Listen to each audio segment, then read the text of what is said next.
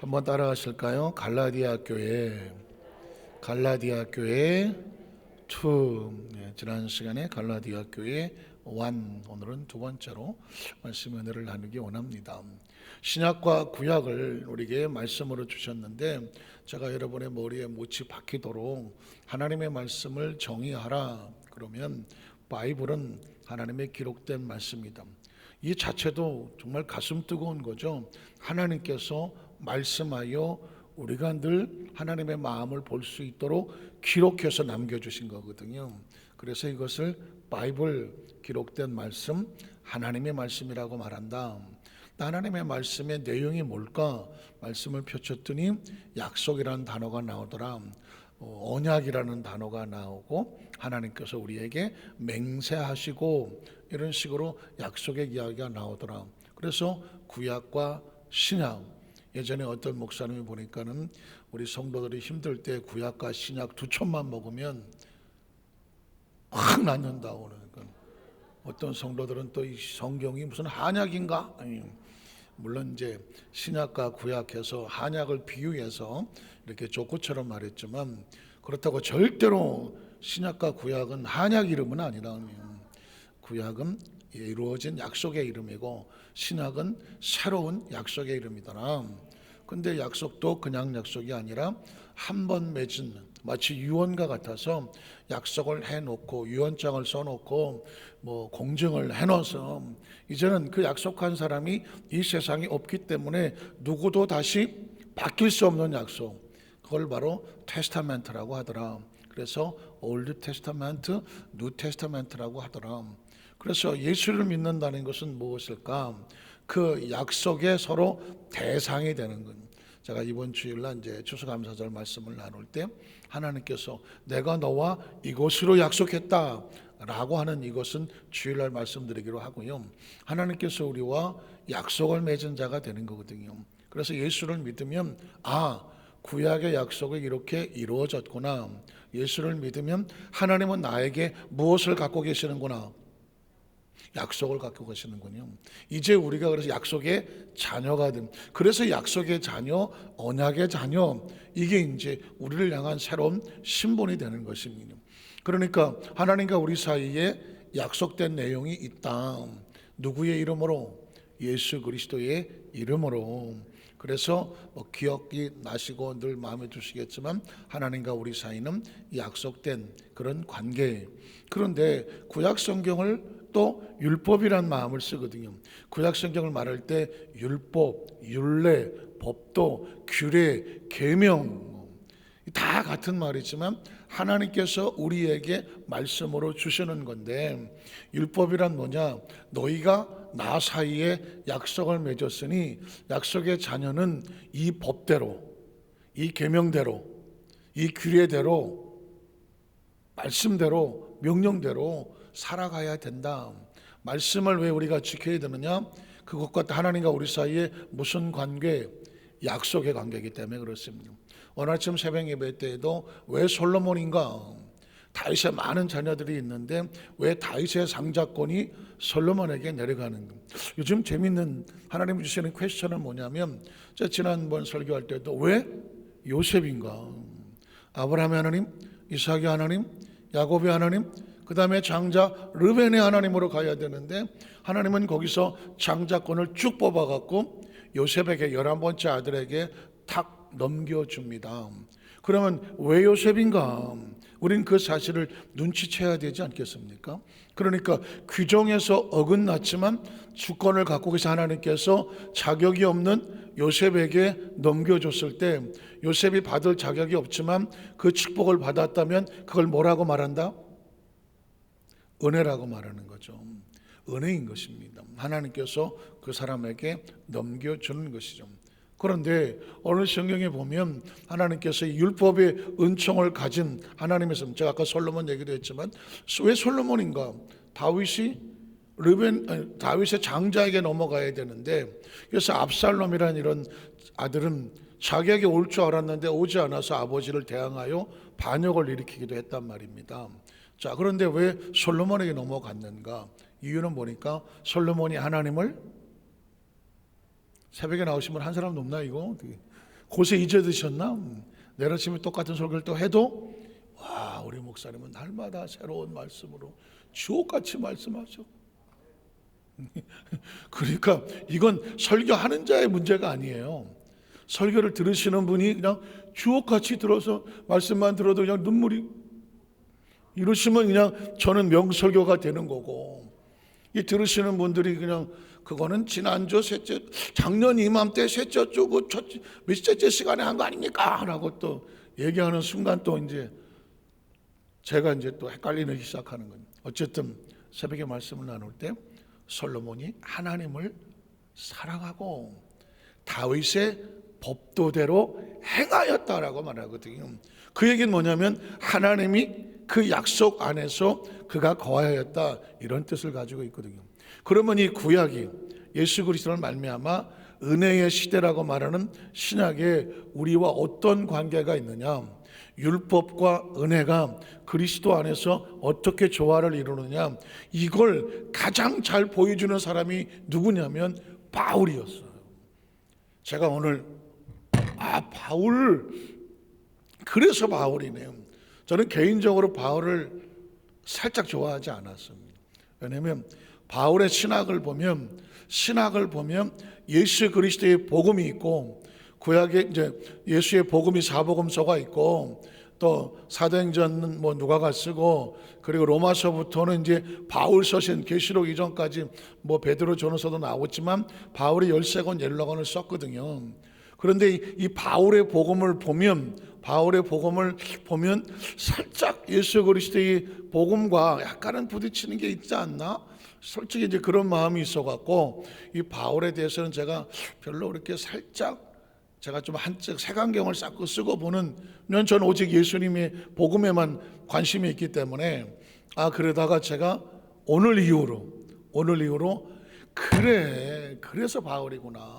그래서 바울이구나. 이유는 뭔가?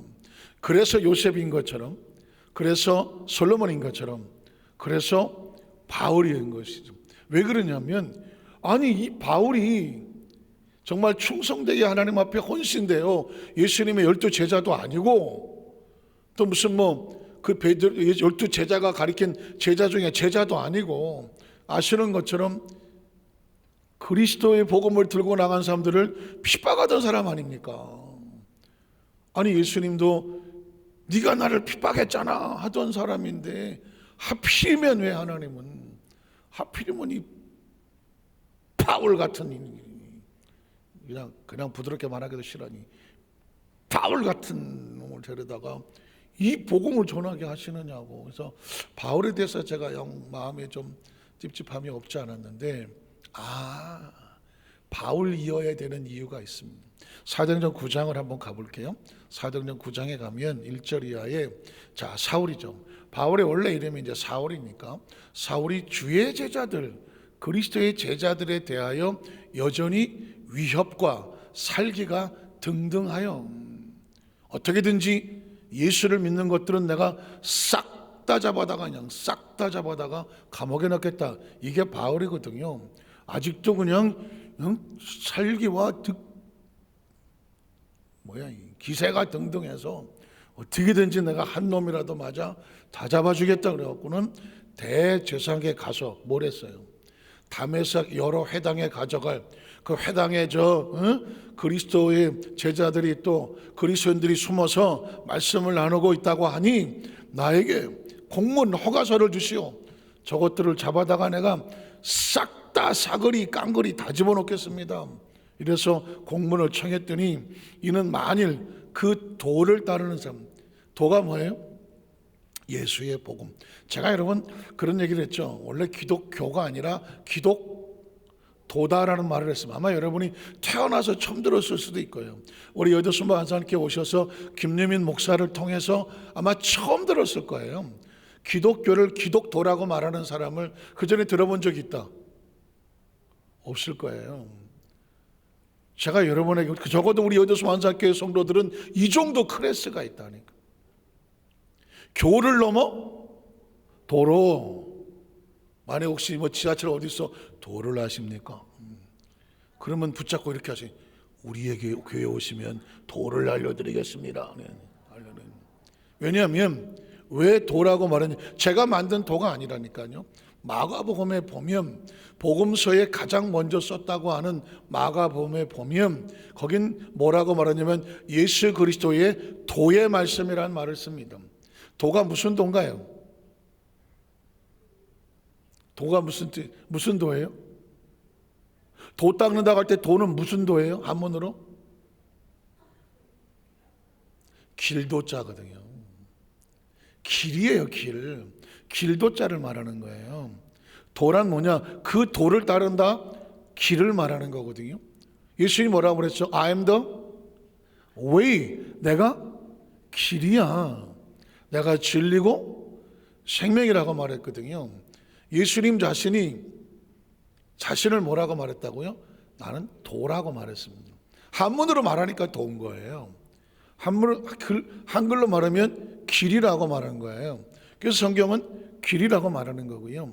영어도 the way라는 말을 썼습니다. way, 길인 거예요. 그러니까 예수님은 교를 말하지 않았어요. 예수님은 뭘 말했다? 도를 얘기했습니다. 그리고 그 당시에 사울도 이렇게 말합니다. 기독교라고 말하지 않습니다. 그 도를 따르는 삶이라고 말하고 있습니다. 도란 뭐냐? 길이며 가르침이거든요. 그러니까 주님이 가신 그 길을 우리도 그 길을 따라갑니다 라고 말할 때 그 도거든요. 자, 이제 교와 도가 왜 다르냐? 교는 가르치면데 학교에서는 가르칩니다. 지식을 가르치고 그 다음에 공부를 하든 말든 그 누가 책임지는 거예요? 학생들이 책임을 지는 겁니다. 성적을 매겨서 잘했으면 좋은 성적 주고 못했으면 너는 뭐 F학점, 낙점, 그건 학생들에게 책임이 있는 거예요. 그러나 도는 달라요. 도를 닦는다는 사람들은 다 어떻게 합니까? 수행을 한다고 말하고 어디 뭐 깊은 산에 들어가기도 하고 어디 뭐 기도원에 가기도 하고 아니면 자기 스스로 자기 행동과 언어와 복장과 이 모든 것들을 스스로 자제하고 절제해 가면서 어떻게 합니까?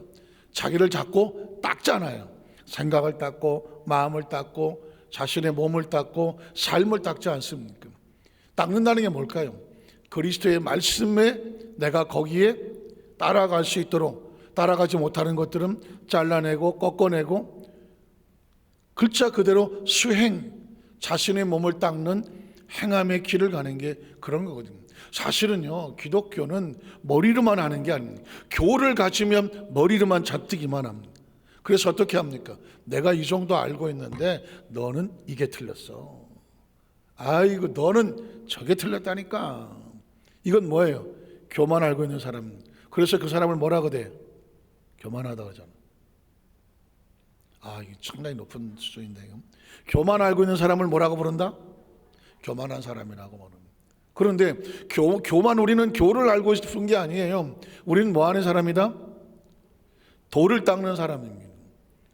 철로 역정이라는 책에 보면 천국을 가는 역정의 스토리에 보면 크리스천은 바로 그 길을 가는 겁니다. 그 길을 따라가는 것이지 머리로만 알고 있어갖고 머리로만 하는 게 아니에요. 크리스천이란 뭐다? 그 도를 뭐 하는 사람? 따르는 사람.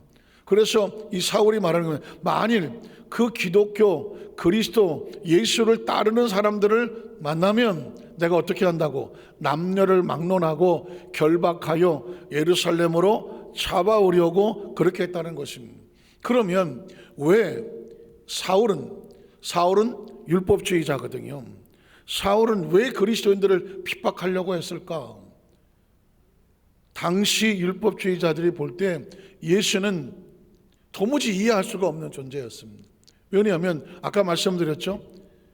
말씀대로 구약의 계명과 율법을 지키고 또 무슨 할례라든가 의식이라든가 제사라든가 여전히 구약시대 이런 걸 가지고 하나님께 나아가야 되는데 인간이 행위가 하나님 앞에 온전하게 뭔가 종교적인 생활을 해야 하는데 어느 날 갑자기 나사렛에 예수라고 하는 목수의 아들이 무리를 끌고 다니면서 뭐라고 말하냐면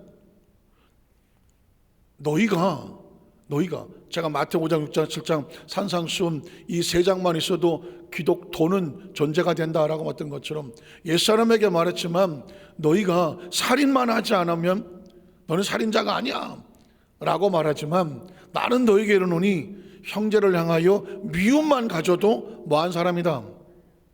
살인자다.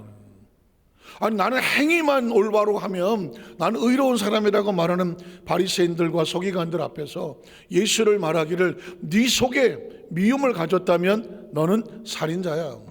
네 속에 만약에 탐심을 가졌다면 너는 도둑질한 자야. 네 속에 다른 신을 섬기지 않지만 혹시 다른 신의 마음을 하나님 외에 다른 것을 마음에 두었다면 너는 우상 숭배한 자야. 이렇게 말하니까 이 서기관과 바리새인들 유대인들이 볼 때 그래? 그러면 우리나 저 이방인들이나 무슨 차이가 있어? 저 사람도 죄인이고 우리도 죄인이란 말이야? 말이 안 되지. 저것들은 죄인이지만 우리는 의인이거든. 이게 서기관과 바리새인 유대인들이 말하는 거거든요. 그런데 예수님의 의도는 뭐냐? 하나님 아래 어느 누구도 의인은 없다입니다. 이해가 가십니까? 모든 사람이 죄를 범하였으면 하나님의 의에 이르지를 못하는 거예요. 그 예수님은 왜 이런 얘기를 했느냐? 너도 죄인이고 너 의롭다고 말하는 바리새인, 서기관, 유대인 너희도 죄인이야.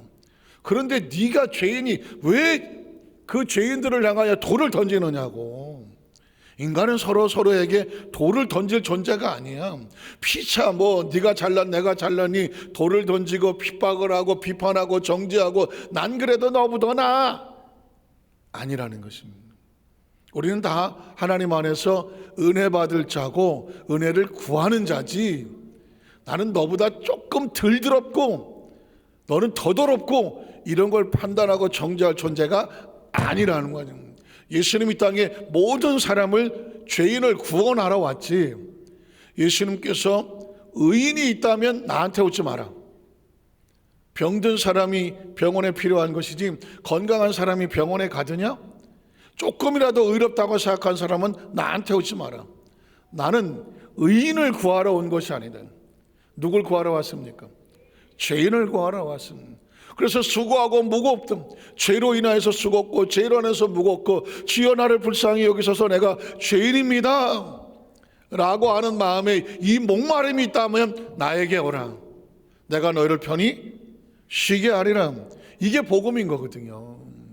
그러니 유대인들이 볼 때는 우리는 의롭고 저것들은 다 죄인인데 예수님이 오니까 너도 죄인이고 너도 죄인이야. 그러니까 서로 피차에 돌 던지지 말고 너도 안아주고 너도 안아줘서 피차 서로 불쌍히 여겨주라는 것입니다. 그러면 이 복음이 이게 예수의 복음인데 이 복음이 정확하게 지켜지면 사실은 이 지구상에 비로소 평화가 오는 거예요. 비로소 평화. 전쟁이 왜 옵니까? 푸틴은 이게 상태가 안 좋아갖고 옛날 소비에트 연방이 어느 날 하루아침에 체제가 무너져 버렸잖아요. 러시아 남고 나머지 연방들이 다 독립을 해버렸습니다. 무슨 스키 해갖고 다 독립이 됐어요. 그러니 이 러시아는 항상 무슨 생각을 하겠어? 언젠가는 이것들을 다시 모아서 옛 소련의 영광을 되찾으리라. 이게 자기들이 가지고 있는 명분이거든요. 이게 옳다고 생각하니까 어느 시기에 미국이나 중국이나 상태들이 약간 좀 어렵다고 생각할 때 이때다 싶어서 지금 계속 러시아는요 주위 국가들을 하나씩 지금 이 합병하기 시작하는 중이거든.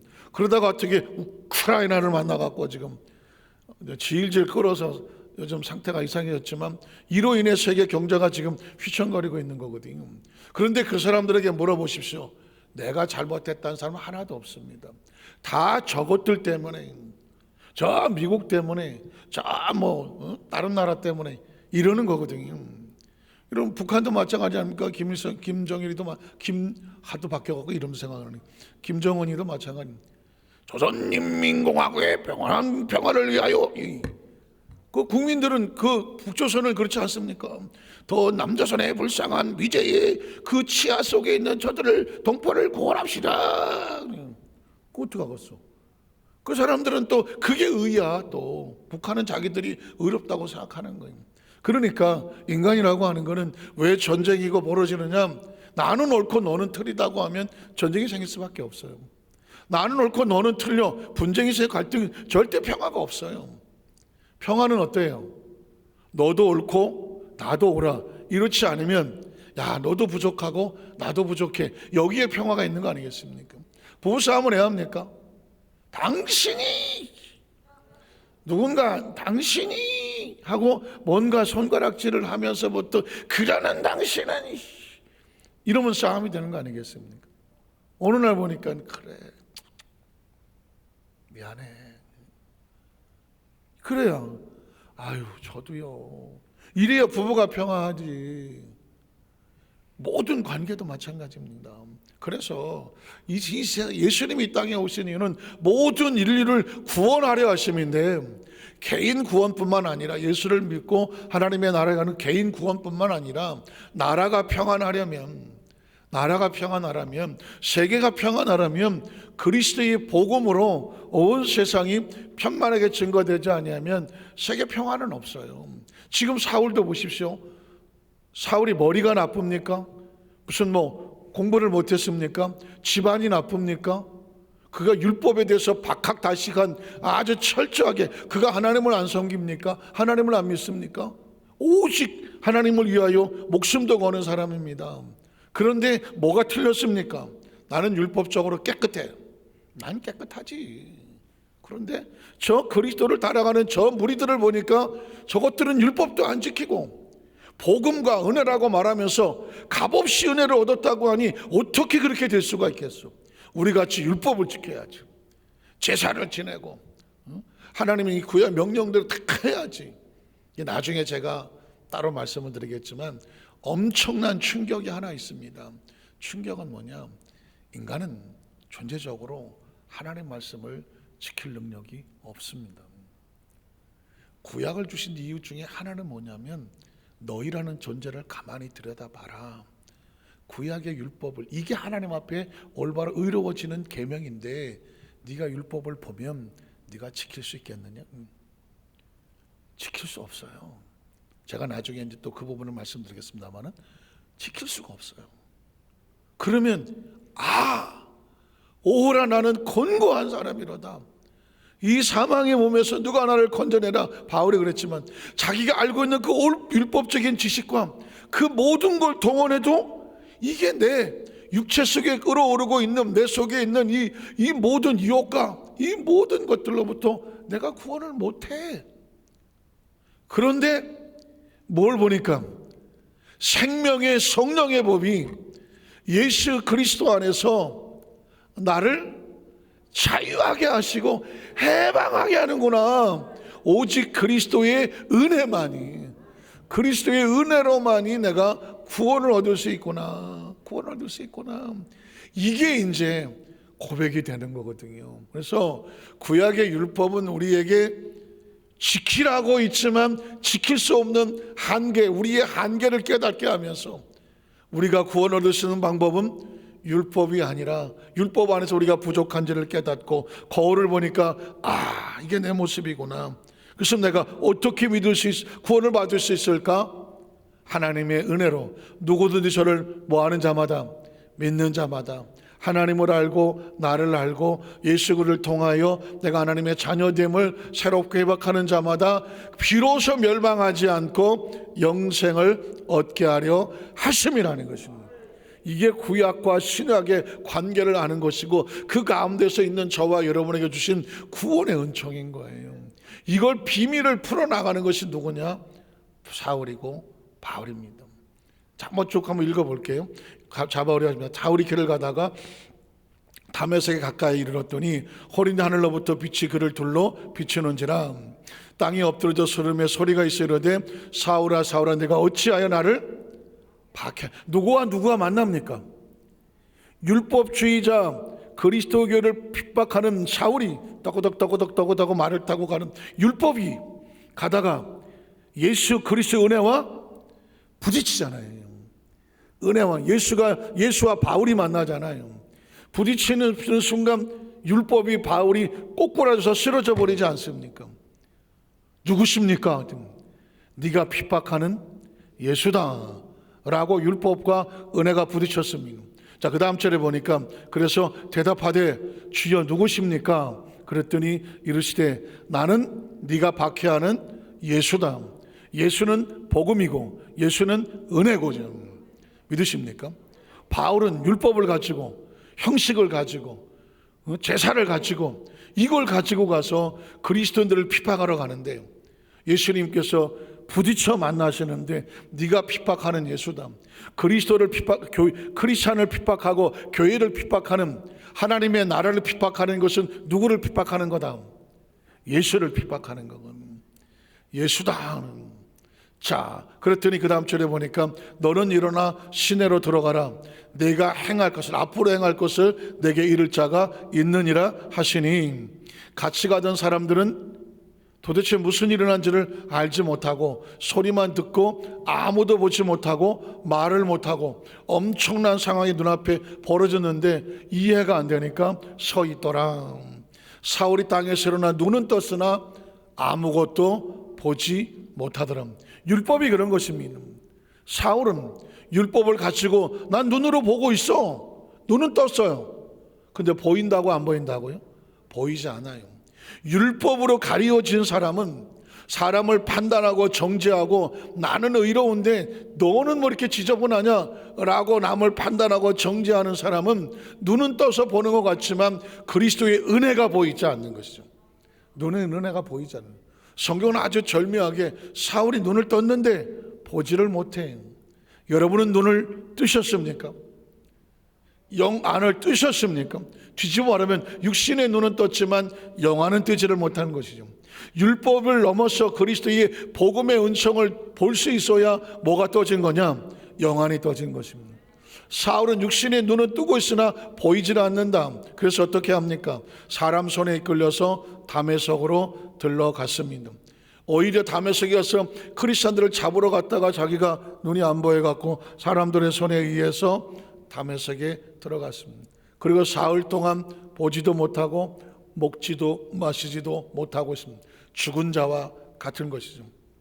자, 그랬더니 그때 다메섹에 아나니아라는 제자가 있더니 아시는 거죠? 그리스도의 제자고 숨겨놓은 제자인데 주께서 환상 중에 불러 이 아나니아를 만나십니다. 그리고 아나니아의 하시거늘 대답하되 주여 내가 여기 있나이다 하니 주께서 이르시되 일어나서 직가라고 하는 거리로 가라. 그리고 그곳에 유다의 집에 가보면 다소 사람, 사울의 고향이 다소예요. 그래서 어느 때 평양댁 수원댁 하는 것처럼 다소 사람 사울이라고 하는 사람을 찾으라. 그가 지금 기도하는 중이다. 자, 그가 아나니아라는 사람이 들어와서 자기에게 안수하여 다시 보게 하는 것을 사울에게 하나님께서 알려주셔서 기다리고 있는 것이죠. 아나니가 대답하되 주여 이 사람 어떤 사람입니까? 내가 여러 사람이 들어서 알고 있는데 이 사람은 예루살렘에서 율법주의자로서 주의 성도 은혜 받은 성도에게 적지 않은 해는 뭐예요? 아주 많은 해를 끼쳤다고 하더라고요. 그 율법의 칼날을 가지고 은혜 받은 사람들을 정죄하고 비판했습니다. 그리고 여기서도 그가 온 것은 주의 이름을 부르는 모든 사람을 결박할 권한을 가지고 대성에 받아왔습니다. 아나니아의 말은 이 사람 살리면 위험합니다. 이 사람 눈 뜨면 위험합니다. 마침 잘 됐으니 그냥 조용히 보내시죠. 이런 얘기와 같습니다. 아나니아의 뜻과 예수님의 뜻은 어떻게 다를까요? 아마 저와 여러분도 똑같을 거예요. 우리가 그 자리에 있었다면 아나니아처럼 그 사람 안 됩니다. 그 사람 위험한 사람입니다. 아마 그랬을 겁니다. 그런데 하나님 예수님의 뜻은 뭘까요? 그 다음 절에 보면 주께서 이르시되 그래도 가라. 이 사람 누구예요? 바울, 율법주의자, 기독교인들을 잡으러 온 사람, 이 사람은 사실상 내 이름을, 예수 그리스도의 이름을 이방인과 임금들과 이스라엘 자손들에 전하기 위하여 택한 나의 그릇이라고 합니다. 여기서 우리는 왜 하필이면 바울입니까? 저 사람이 우리 집안에 어떤 일을 행했는데요? 우리 교회에, 아니 우리 공동체에 어떤 일을 행했는데요? 왜 하필이면 저 사람입니까? 우리도 아나니아처럼 입에 거품은 안 물어도 조금 생각해 보십시오. 하나님, 이건 아니지 않습니까? 알 수도 있어요. 왜? 우리가 생각하는 이방에게 복음을 전할 만한 그릇은 우리 모두가 납득할 만한, 야 그래 그 정도는 돼야지, 이게 우리 생각인데, 예수님은 전혀 다른 이야기를 합니다. 이 사람은 내가 택한 나의 그릇이야. 그렇다면 예수님은 이 바울을 뭘 보고 택했습니까? 그가 했던 모든 것은 복음을 전하기에 아무런 소용이 안 되는, 오히려 위험거리입니다. 그런데 제가 오늘 눈치를 하나 챘어요. 그래서 바울이구나. 이 사람은 율법에 정통한 사람이로서 그 율법에 나중에 한계에 부딪히게 되거든. 한계를 넘어 비로소 은혜를 깨달아 꼬꾸러진 다음에, 그 다음에 율법자들이 공격을 할 때에 그 율법자들을 대하여, 나는 율법에 아주 정통한 사람인데, 나도 핍박하던 사람인데, 내가 은혜에 들어와 보이니까 율법은 다 초등학문, 나중에 나오겠습니다. 초등학문이요, 이건 아주 가장 낮은 클래스더라. 내가 당신들에게 왜 율법을 넘어 은혜가 되는지를 내가 보여주겠어. 내가 바로 율법주의자인데, 예수님의 은혜를 입어서 목숨을 걸고 복음을 증거하는 증거자가 되었어. 내가 하나님의 나라의 그릇이 되었어. 나를 보시오. 나 같은 율법의 가장 최정상에 섰던 사람이 하나님의 은혜를 입어서 이 복음을 전한 자가 됐으니, 나 같은 자도 은혜를 입었으니 당신 같은 자들도 얼마든지 은혜를 입고 하나님 백성이 될 수 있습니다. 이걸 전할 수 있는 아주 놀라운 그릇이 누구더라? 바로 바울인 것이죠. 그래서 바울이에요. 그래서 바울. 쭉 한번 읽어볼까요? 그래서 그 다음 절에 보니까, 그가 내 이름을 위하여 얼마나 고난을 받아야 할 것을 내가 그에게 보이리라 하시니, 바울은 이 고난을 고난으로 여길 수가 없습니다. 왜? 많은 핍박과 아픔을, 예수의 몸에 상처를 냈기 때문에. 그 당시에 많은 고난과 핍박을 받더라도 나 힘들어서 안 해, 도망갈 수가 없습니다. 왜? 자기가 받은 은혜가 천이야. 내가 받은 고통이 100이라면 내가 받은 은혜가 1000이야. 1000의 은혜를 받은 사람이 100 고통을 당했다고 나 안 가, 안 하는 거예요. 그래서 바울이 매 순간마다 바울 서신을 보다 보면, 나는 죄인 중에 괴수요, 만물의 찌꺼기만도 못함대. 나 같은 죄인을 하나님 나를 용서하였으니 그 은혜가 이루 말할 수 없는, 그래서 은혜 하는 거예요. 여러분, 이 은총이 있어요. 그래서 저와 여러분이 어떤 사람이 정말 진정한 크리스찬이고 이 세상에 없던 어려움에서 이겨나갈 수가 있는가? 내가 받은 은혜가 이루 말할 수가 없어서, 지금 내가 겪는 이 정도의 아픔과 상처와 눈물과 고난은, 이건 진짜 내가 하나님 받은 은혜의 아무것도 아니기에, 이 고난도 감사하고 저 고난도 감사하고, 오히려 이 고난, 이 가시가 나로 자긍하지 않게, 받은 은혜가 너무 커서 교만하지 말라고, 은혜를 또 너무 많이 받아도 또 교만할까봐 나를 쳐서 날마다 내가 죽노라. 이런 얘기가 이제 바울의 입에서 나오게 되는 거죠. 아나니가 떠나 그 집에 들어가서 그에게 안수하여 이르되, 형제 사울아, 주 곧 내가 오는 길에서 나타나셨던 예수께서 나를 보내어 너로 다시 보게 하시고 성령으로 충만하게, 이제까지는 율법으로 충만했는데 성령으로 충만하게 하신다 하니, 즉 사울의 눈에서 비늘 같은 것이 벗어져 다시 보게 되더라. 이제까지는 정죄와 비판의 눈으로 보던 사울에게 이제 은혜와 은총의 눈이 열려지게 되죠. 일어나 침례를 받고 음식을 먹으며 강건해지더라. 사울이 다메섹에 있는 그리스의 제자들과 함께 며칠 있게 되었고, 끝입니까? 그 다음에 이제 나가서 예수의 복음을 전하게 되더라. 그래서 그 주위에서 사울이 온다 그래갖고 사울과 같이 크리스찬들을 감옥에 가두려고 했던 사람들이 깜짝 놀란 일이 벌어지죠. 사울이 서서 그리스도인들을 잡으러 갑시다 할 줄 알았더니, 우리는 예수를 믿고 구원받아야 됩니다, 이 얘기를 해갖고 남은 유대인들이 깜짝 놀라고 저 배신자 그러면서 바울을 죽이려 드는 사건이 그 다음 장면이 벌어지는 거죠. 말씀을 정리하기를 원합니다. 그래서 이 은혜를 아는 사람이 그 당시 있는 갈라디아 교회라든가 모든 교회에 이제 막 예수를 믿기 시작한 유대인들, 예수를 믿지 아니하는 유대인들, 그 교회 안에 유대인은 아니지만 이방인들, 이들에게 율법과 은혜가 어떻게 다르고 은혜 받은 사람은 어떻게 해야 되는지를 선포하는 것이 이제 갈라디아서에서 나오는 말씀입니다.